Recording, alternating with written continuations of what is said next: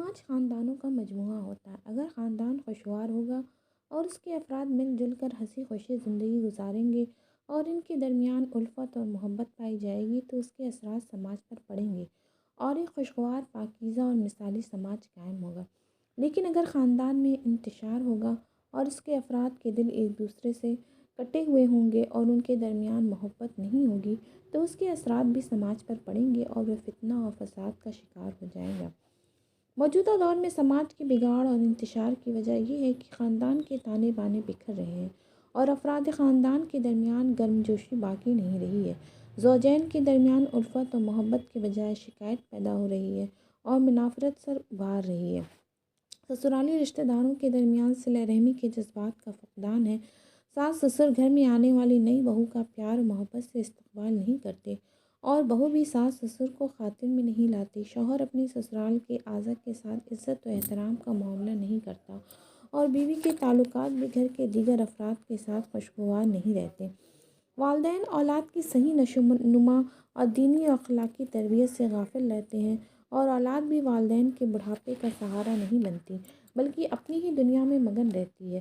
خاندان کے تمام افراد پر خود غرضی حاوی رہتی ہے، ہر فرد کی نظر بس اپنے حقوق پر رہتی ہے۔ اس صورتحال نے خاندان کی مضبوط بنیادوں کو ہلا دیا ہے اور اس کا استحکام اور تقدس باقی نہیں رہا ہے۔ اس کے اثرات سماج پر پڑے ہیں اور وہ فتنہ و فساد اور اخلاقی زوال اور حقوق کی پامالی اور برائیوں کی آماج گاہ بن گیا ہے۔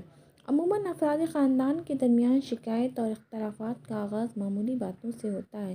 مزاجوں کے درمیان کو گوارا نہ کیا جائے تو وہ بڑھ کر تنازع کی صورت اختیار کر لیتے ہیں، یہاں تک کہ ساتھ میں گزارا ممکن نہیں رہ جاتا اور بات علیحدگی تک پہنچ جاتی ہے۔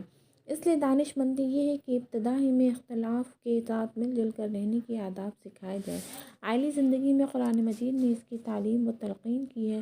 وہ شوہر کو حکم دیتا ہے کہ بیوی کے ساتھ بھلے طریقے کے ساتھ پیش آئے اور اس کا کوئی رویہ اسے ناگوار گزرے تو اس سے بددل نہ ہو جائے بلکہ اس کی خوبیوں پر نظر رکھے۔ وہ بیوی کو تاکید کرتا ہے کہ اس کا رویہ ہمیشہ شوہر کی اطاعت کا ہونا چاہیے۔ والدین کو حکم دیتا ہے کہ اولاد کی صحیح طریقے سے پرورش اور دینی و اخلاقی تربیت پر توجہ دیں اور اولاد کو پابند کرتا ہے کہ ان کا رویہ والدین کے ساتھ ہمیشہ فرمانبرداری اور خدمت کا ہونا چاہیے۔ اس نے صلہ رحمی پر بہت زور دیا اور رشتوں کا پاس و لحاظ رکھنے کی تاکید کی ہے۔ اختلافات سر ابھارنے لگے تو قرآن کی تعلیم یہ ہے کہ پہلے اصحاب معاملہ خود ہی حل کرنے کی کوشش کریں، لیکن اگر وہ اس میں کامیاب نہ ہو سکیں تو دوسرے لوگ اپنا کردار نبھائیں۔ وہ صلح و صفائی کی پسندیدگی کی نظر سے دیکھتا ہے اور اختلافات باقی رکھنے کی حوصلہ شکنی کرتا ہے۔ اس کے نزدیک زوجین کی منافرت دور کرنے میں خاندان کے بڑوں کو اپنا سرگرم کردار ادا کرنا چاہیے۔